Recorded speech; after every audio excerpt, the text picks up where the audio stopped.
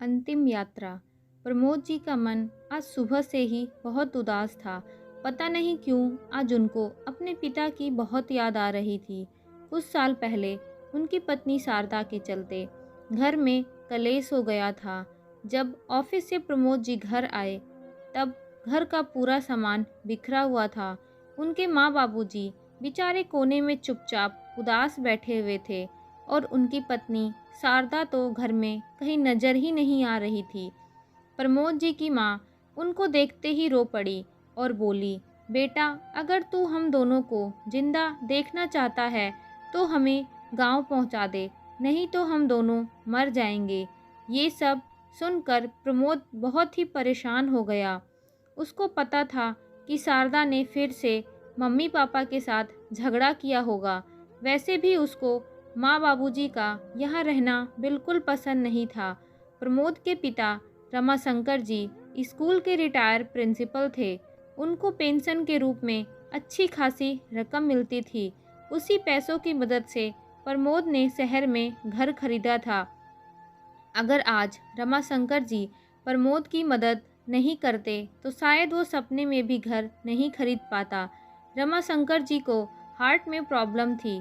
उसी का इलाज के कारण उनको शहर में अपने बेटे के पास रहना पड़ रहा था। पर शारदा को उनका रहना पसंद नहीं था। शारदा के पिता रमेश जी शहर में ही रहते थे। उनको अपनी बेटी शारदा के लिए कोई शहर का ही लड़का चाहिए था। किसी रिश्तेदार ने ही प्रमोद और शारदा का रिश्ता करवाया था। शारदा दिखने में बहुत ही सुंदर थी।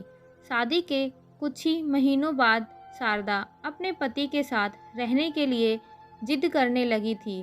तो उसके ससुर रमाशंकर जी ने अपने बेटे को कहा, बेटा बहू को अपने साथ ही शहर में ले जा।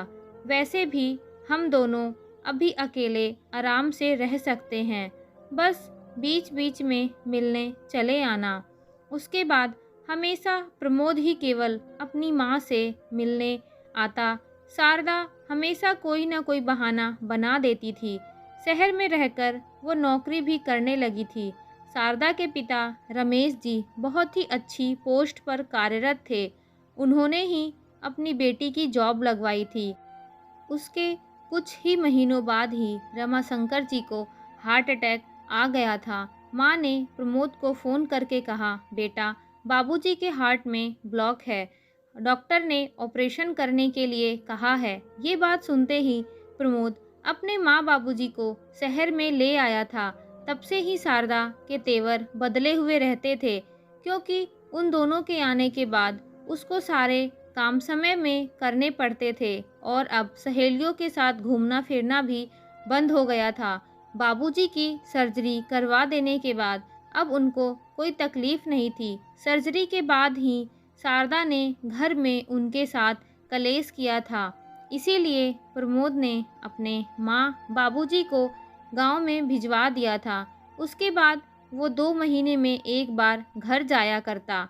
अपने माँ बाबूजी की इकलौती संतान होने के बाद भी अपने माँ बाबूजी को साथ नहीं रख सकता था।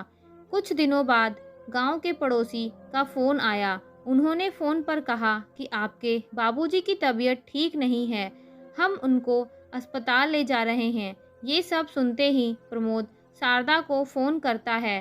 शारदा चिढ़ के बोलती है कि अरे यार, तुम्हारे माँ बाबूजी ने तो मेरी ज़िंदगी खराब कर रखी है। तुमको जाना है तो जाओ, मेरे पास टाइम नहीं है इन सब फालतू बातों के लिए। प्रमोद तुरंत ही अपना सामान पैक करके अपने गांव पहुंच जाता है। जैसे ही प्रमोद हॉस्पिटल पहुंचता है, उसकी माँ उसको पकड़कर रोने लगती है और कहती है कि बेटा अगर आज पड़ोसी टाइम पर नहीं आते तो मैं तेरे बाबूजी को बचा नहीं पाती। हम लोगों को बेटे के होते हुए भी दूसरों के भरोसे ज़िंदगी जीनी पड़ रही है। डॉक्टर सब इलाज करके प्रमोद से मिलते हैं और कहते हैं कि इस बार तो हमने इनको बचा लिया, लेकिन अगर आगे किसी बात की टेंशन लेंगे तो शायद बचना मुश्किल है। प्रमोद अपनी माँ से पूछने लगता है कि माँ, बाबूजी को किस बात की टेंशन है? अगर पैसे चाहिए थे तो मुझे बोल देते। बेटा तेरे बाबूजी को तुझसे दूर रहने का दुख है। वो तेरे बिना नहीं रह सकते। उन्होंने तुझे बचपन से कभी भी आंखों से ओझल तक नहीं होने दिया। शहर में बड़ा घर भी इसीलिए लिया था कि साथ रह सकें, पर बहू को हमारा वहाँ रहना पसंद नहीं है। इसी बात की तकलीफ रहती है तेरे बाबूजी को। प्रमोद सारी बातें जानकर बहुत ही टेंशन में हो गया।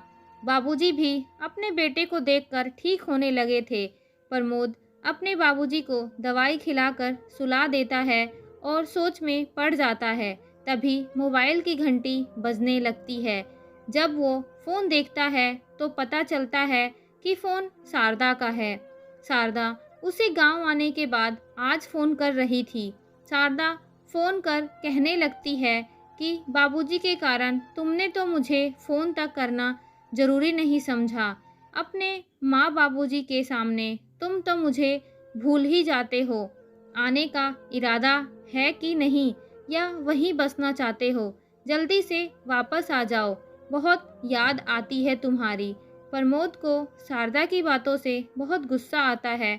वो एक बार भी बाबूजी की तबीयत के बारे में नहीं पूछती है। फिर शारदा कहती है, कुछ बोलोगे या नहीं, या सिर्फ चुपचाप ही रहोगे? प्रमोद कहता है कि शारदा, तुम ये मेरी अंतिम यात्रा समझ लो। अब मैं अपने माँ बाबूजी के साथ ही रहूँगा। अगर तुमको आना है तो आ जाना, पर एक पत्नी के साथ साथ बहू बनकर भी आना पड़ेगा और गांव में ही रहना पड़ेगा। शारदा गुस्से में फ़ोन काट देती है और प्रमोद सुबह होते ही अपने बाबूजी के लिए एक अच्छे डॉक्टर की तलाश में लग जाता है और माँ बाबूजी की सेवा करने लगता है। आज उसके सर से बहुत बड़ा बोझ उतर गया था। कुछ समय बाद बाबूजी ठीक हो जाते हैं और अपने बेटे से कहते हैं कि बेटा, मैं ठीक हूँ, अब तू शहर चला जा। प्रमोद कहता है कि अब मैं आप दोनों को छोड़कर कहीं नहीं जाऊँगा, जिसको आना हो आए यहाँ। बाबूजी बहुत खुश हो जाते हैं। आशा करती हूँ दोस्तों कि आपको ये कहानी अच्छी लगी हो। अगर वीडियो अच्छी लगी हो तो प्लीज़ चैनल को सब्सक्राइब करना ना भूलें और वीडियो को लाइक कर दें। धन्यवाद।